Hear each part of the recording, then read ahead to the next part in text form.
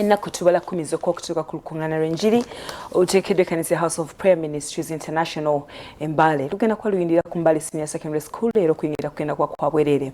Munaffe Makumbi Emmanuel atalaga ebitundu eby'enjawulo ng'agirako n'abantu ab'enjawulo abagenda okwetaba mu lukungaana luno era balaze essuubi nga ne mukadde kano waliko baali nabo abagenda okuba nga batwegattako ku Munyo Live.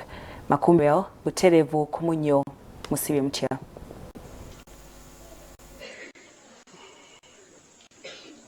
Okay, tusibye bulungi nnyo neyanziza Justin Kaye MBALE nga bw'oyogedde ennaku zibola 10 zokka era nga ebbugu mu bitundu bino ebya LWA n'okutwaliza wamu ddala evanjuba bonna abantu bo beeteefuteefu okulabika nti bajja mu kusaba okukeesa mu kiro ku Mbale SS Grounds era nga okusaba kuno kutegekeddwa House of Prayer Ministries International era nga kugenda kubanga kukulemberwamu omusumba Lozas Bujingo yagenda okubanga abuulira enjiri ku olwo lunaku agenda kubanga yegattibwako n'abasumba b'enjawulo mu kitundu kino n'abo bonna abaana bamwerekeddeko naye nga bwe twogerera ebitundu bye tukyatambuddemuko bo bontu bonna bategeevu ku kiriwo era beeteefuteefu okulabika nti babeera naye mu kusaba okugenda okubeerayo ennaku z'omwezi nga 3 ku Mbale SS Grounds. Awo nako olwaleero nga bw'omanyi enjiri ya Pastor Lozas Bujingo tekwata ku bakulu bokka n'abato abamuwuliriza nabo bamwesunga okubeera naye era nga wano nako olwaleero tuli ku ssomero erimu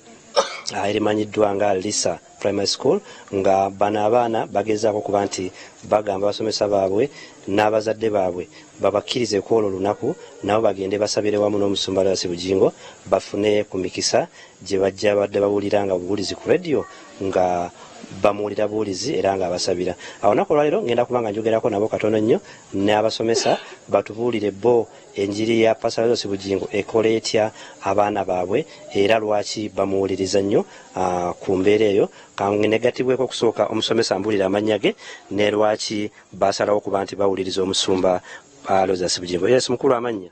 Amanya nze Nicholas wangu Nicholas nsomesa wano ku Lisa Primary School. Pastor Bujingo namumanya 2018 naye ne kukana nintera okugendako buli mwezi simisinga okugendayo.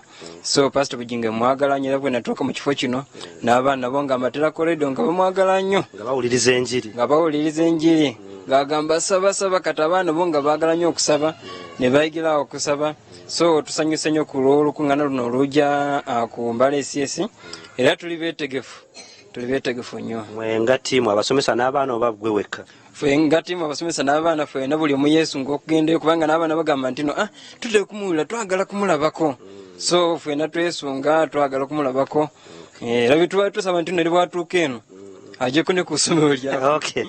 Musabe kasita kulaba kati. Musumba tukusaba bw'oze otuukeko ku Lisa Primary School eri wano ku Kampala Road ojja otusabireko naffe otuukeko ku ssomero lino kubanga oli abaana abanasare bayinza obutasobola okujja kati abakulu be bajja kati abanasare nabo bagamba nti no Pastor Jingo atusabireko so ojja bakwateko basabireko. Kale tweyanziza. Okay, your names? My name's Nabudua Javia.